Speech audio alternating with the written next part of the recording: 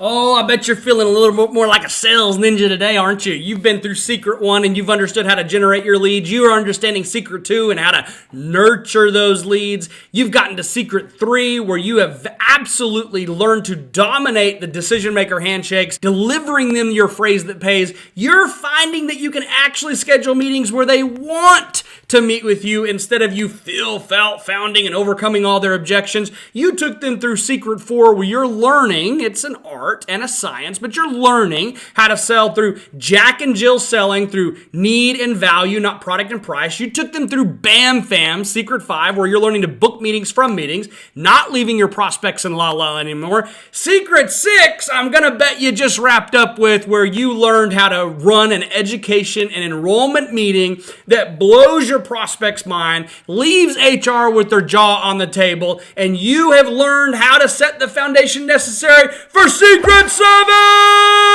Now, I don't want to oversell this, but Secret 7 is probably one of my absolute favorite secrets inside of this entire process, because when you get Secrets 1 through 6 right, Secret 7 is the fuel that spins that flywheel we talked about many videos ago, just perpetually. You want to get your business operating under its own momentum and its own weight? Secret 7 is how we're going to do that. Page 63 of your workbook, the value gap meeting is the ultimate measure of success that you've had with a client. It is where you confirm the value that you delivered, securing your position as a trusted advisor. It also allows you to unlock the next steps where you can grow your business. When you do this well, this meeting will strengthen your relationship, generate sexy referrals, and keeps your flywheel spinning with unbelievable momentum. This meeting is not just a checkpoint, it is a launch pad. Man, oh my gosh, write that down, circle that. This meeting is not a checkpoint, it's not a measure of how you did, it's a launch pad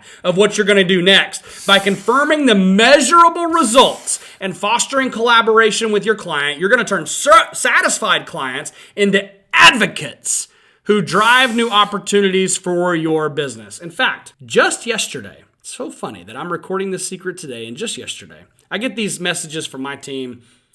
Almost every single week I'll get a message like this, but let me just read. Here's the email to one of my brokers. Good morning, broker Lynn. I got your contact information from Jason over at Company ABC in New London. We've known Jason for some time, and a while back, we got to talking about different things and health insurance came up. He mentioned that you were able to help him out with a plan and said that if we were shopping, we should contact you. Well, we just renewed our health insurance in December. We're not really in a rush, but I need to know what you can do. I wanted to see if you would set up a meeting to discuss what you offered to them and see how you can help us. Here's our location. Here's our contact information. My gosh, y'all, if that's not a sexy referral where they're saying, hey, I heard about the outcome you delivered for a buddy of mine. Is there any way you can deliver that outcome for me? That is what the value gap is all about. It's why it's a launch pad. Woo! Spin that flywheel, baby. What are you going to learn in this section? You're going to learn why the value gap is critical for building long-term client relationships. You're going to learn how to review your client's experience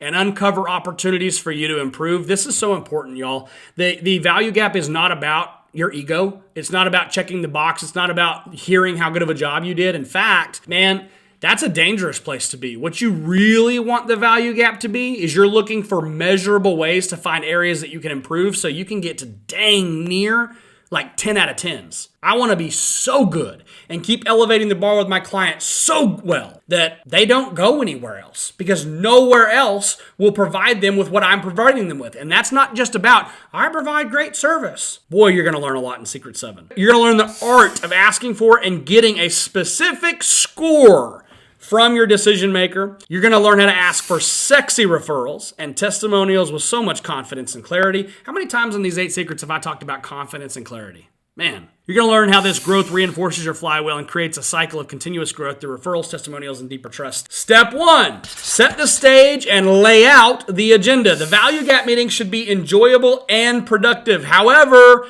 don't take the new relationship for granted. Treat this meeting with the structure and professionalism that your client has come to expect from them. Number 1, Thank them for their time. Show appreciation for the partnership and the time they've dedicated to this conversation. Example, business owner Bob. Hey Bob, thank you for taking time to meet with me today. It has been a real pleasure getting to work with you and your team throughout this process. I'm really excited about what we're going to do today, which is, number 2, outline the agenda and clearly communicate the goals of the meeting. Example, so Bob, here's what I'm looking to accomplish today. I want to review your experience, get your very honest feedback with a quick score, discuss some referrals, and see if you'd be open to share a testimonial. Does that sound good to you? Tell them the entire agenda. You'll be super shocked at how well this goes when you actually lay out the agenda. Step 2, review the experience. This is your opportunity to confirm that you have in fact provided value and uncover any areas for improvement. Ask open-ended questions. Encourage them to reflect on their experience and share feedback. Some examples.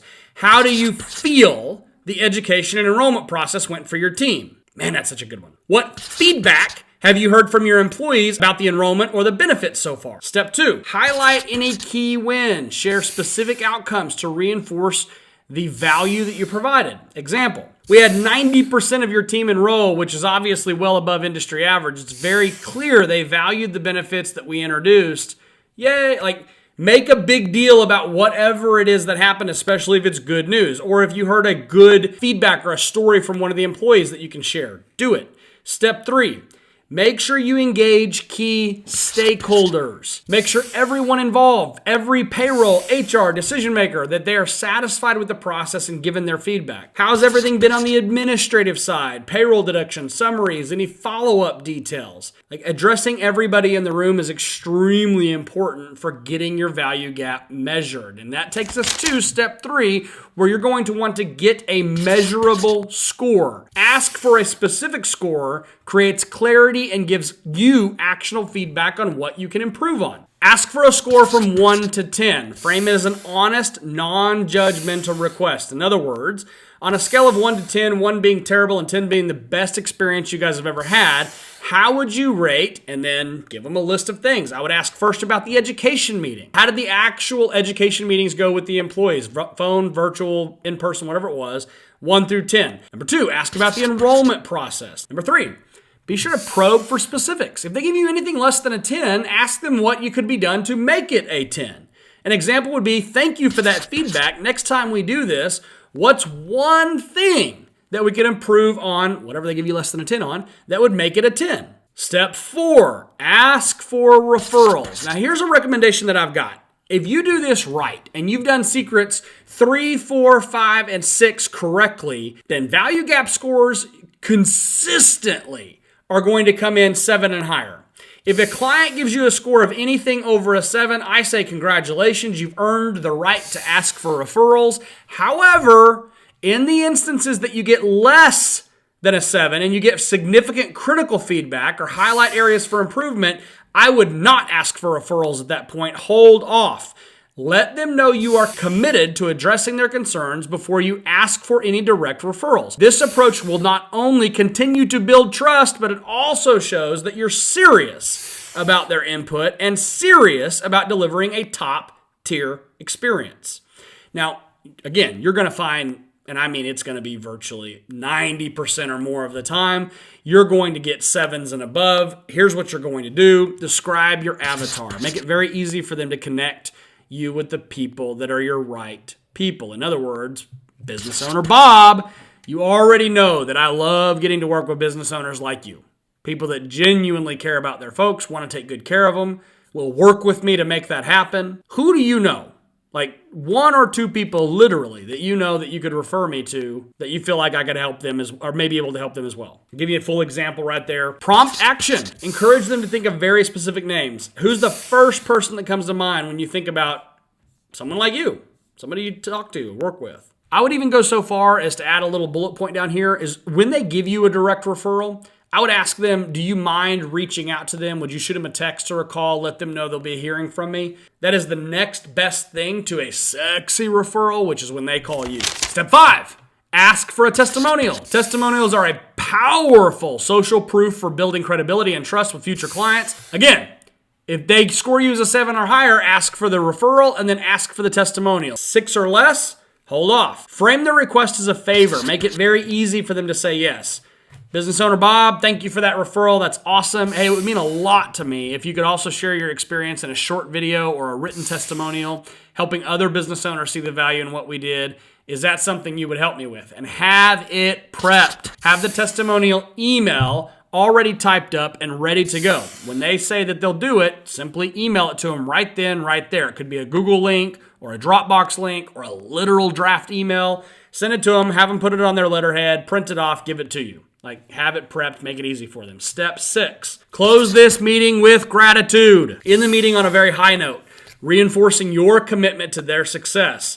What to do? Thank them again. Express appreciation for your partnership and feedback. Example, I really appreciate your time and honesty today. It's been a pleasure to work with each of you. I look forward to continuing to work with you and your employees for a long time to come. And then make sure you confirm any next steps. Depends on if follow-ups are needed, what was brought up in the value gap meeting, if they have new hires. But just like we learned in Secret 5 Bam Fam, you should end Secret 7 value gap meeting with a Bam Fam. Whatever the next step needs to be, whether it's following up on an issue that came up, seeing new hires that will be hired next quarter, next week, next month, taking care of any issues or challenges that they brought up, whatever it is, book the next step. I gave you an example there of how you could do that, and then make sure they know who on your team they reach out to for questions or concerns. If you're like our brokers at the Benefit Doctor, they are very much responsible for the sales and taking care of the client-facing stuff, but they have an entire, they have a back office person who is their administrator that helps with a lot of the important, extremely important work,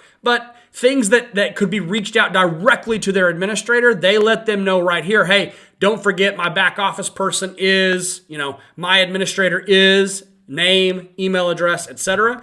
Make sure that's part of your value gap meeting. Why the value gap meeting works so well, guys, man, goes without saying. Number 1, it feeds the flywheel. By asking for these referrals and testimonials, you will turn satisfied clients into advocates.